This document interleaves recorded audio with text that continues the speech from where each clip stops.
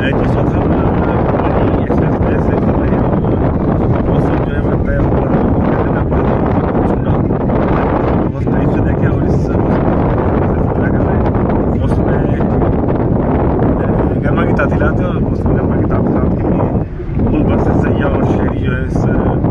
शुमाली दर्जात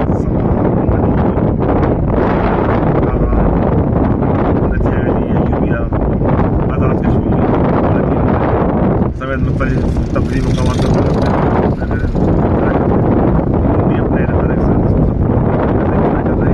अपने रहमत जगह जगह हमको मिली और साथ साथ अबराल आलूद मौसम, सर्दी कभी गर्मी, और इस सर्दी और गर्मी का हसीन मिजाज जो है हमको इस वक्त शुमाली लगाजात में भी नज़र आया। शुमाली लगाजात के